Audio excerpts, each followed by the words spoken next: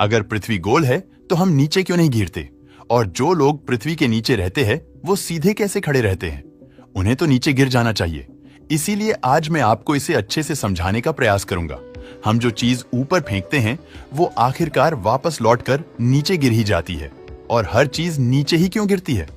उस पर कौन इतनी फोर्स लगाता है कि वह अगर बहुत ऊपर भी चली जाए तब भी वापस नीचे ही गिर जाती है? चीजों के नीचे गिरने का जिम्मेदार हम पृथ्वी को नहीं बल्कि नीचे की दिशा को मानते हैं। आप लोगों को लग रहा होगा कि चाहे चीजें पृथ्वी की ओर गिरे या फिर नीचे की ओर, दोनों एक ही तो बात है। पर नहीं दोस्तों, छोटे लेवल पर तो इन दोनों बातों का मतलब एक ही है, लेकिन जैसे जैसे हम बड़ी स्केल में तुलनाएं करते हैं तो इन दोनों बातों में बहुत बड़ा अंतराल आता है। बड़ी स्केल यानी एस्ट्रोनॉमिकल स्केल में पृथ्वी की तरफ गिरना और नीचे गिरना, इन दोनों बातों में जमीन आसमान का फर्क है, क्योंकि कि हम फोर्सेस की दिशा को नहीं समझ पाते। सबसे पहले हमें यह समझाना होगा कि चीजें हमेशा पृथ्वी की ओर गिरती हैं। नीचे तो बाकी दिशाओं की तरह ही केवल एक दिशा है और कोई दिशा हम पर फोर्स लगाकर हमें अपनी ओर खींच नहीं सकती। इसलिए सूरज, चांद, तारे और बाकी ग्रह अपनी पोजीशन आराम से बनाए रखते हैं, क्योंकि उन पर नीचे की तरफ कोई फोर्स नहीं लग रही। अब शायद आपके मन में सवाल आ रहा होगा, हर चीज पृथ्वी की ओर गिरती है तो सूरज, चांद और बाकी प्लैनेट्स क्यों नहीं गिरते? दोस्तों, इसका जवाब हम तब समझेंगे जब हमें यह पता होगा कि आखिरकार चीजें पृथ्वी की ओर गिरती ही क्यों है। जब हम किसी गेंद को पूरी ताकत लगाकर ऊपर फेंकते हैं तो हम देखते हैं कि धीरे धीरे उसके ऊपर जाने की स्पीड कम हो जाती है और फिर वो गेंद वापस पृथ्वी की ओर गिर जाती है। अब ऐसा क्यों होता है?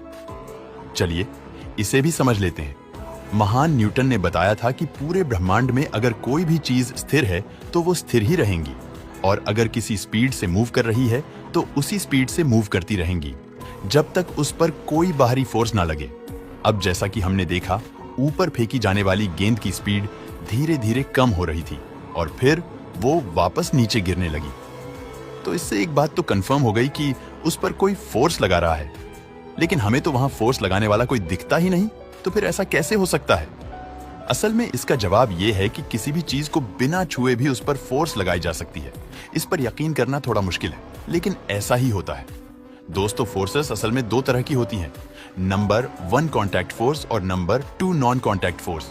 इनमें से कॉन्टैक्ट फोर्स उन फोर्सेस को कहते हैं जो किसी चीज को छूकर उनके संपर्क में आकर उन पर लगाई जाती हैं, जैसे जब हम किसी गाड़ी को धक्का देते हैं या फिर किसी चीज को उठाकर कहीं रखते हैं तो असल में हम उस पर कॉन्टैक्ट फोर्स लगा रहे होते हैं। दूसरी तरफ नॉन कॉन्टैक्ट फोर्स या फिर फील्ड फोर्स उन फोर्स को कहा जाता है जो किसी ऑब्जेक्ट के डायरेक्ट फिजिकल कांटेक्ट में आए बिना भी लगाई जा सकती है।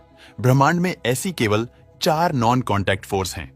Number 1 strong nuclear, force number 2 weak nuclear, force number 3 electromagnetic, number 4 gravitational force. Electromagnetic के बारे में शायद आप जानते ही होंगे।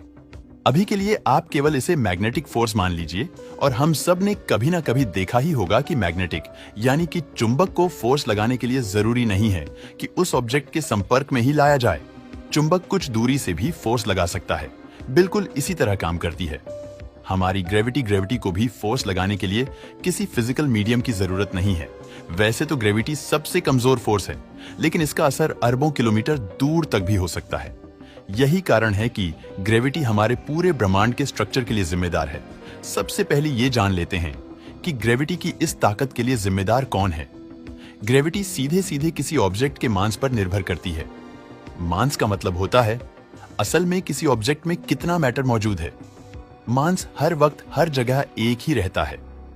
किसी दूसरे ग्रह या फिर अंतरिक्ष में भी जाने पर आपके मास में कोई प्रभाव नहीं पड़ेगा। दरअसल पृथ्वी जिस ताकत से आपको अपनी ओर खींचती है वही आपका वेट होता है। अब क्योंकि वेट पृथ्वी के खींचने की ताकत पर निर्भर रहता है, तो यदि आप किसी और ग्रह पर जाते हैं तो आपका वेट बदल जाएगा, और अंतरिक्ष में तो ये 0 हो जाता है क्योंकि वहां पर आप पर कोई फोर्स नहीं लगती। वेट और मास एक दूसरे से जुड़े हुए भी हैं।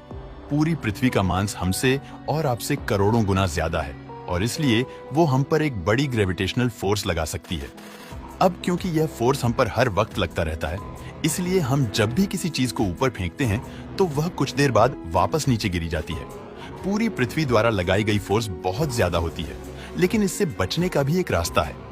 अगर हम किसी चीज को लगभग 12 किलोमीटर प्रति सेकंड की रफ्तार से फेंकें, तो वह पृथ्वी की ग्रेविटेशनल फील्ड को छोड़कर बाहर निकल जाएगी, यानी कि वह अंतरिक्ष में चली जाएगी। इसी तरह हमारे सूरज का मास भी पृथ्वी से लाखों गुना ज्यादा है और वो भी पृथ्वी को बिल्कुल उसी तरह खींचता है जिस तरह पृथ्वी हमें अपनी तरफ खींचती है। लेकिन अब आपके मन में एक सवाल होगा कि अगर ऐसा है तो पृथ्वी और बाकी ग्रह सूरज में गिरते क्यों नहीं?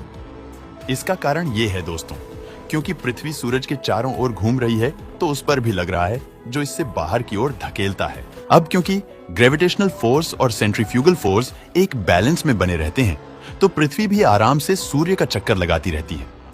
बिल्कुल यही पृथ्वी और चांद के केस में भी होता है। शायद अब आपको पता चल गया होगा कि क्यों पृथ्वी के गोल होने के बावजूद भी कोई चीज नीचे नहीं गिरती। मुझे उम्मीद है कि आपको अब आपके सवाल का जवाब मिल गया होगा। अगर आपकी कोई राय है तो हमें कमेंट में जरूर बताना।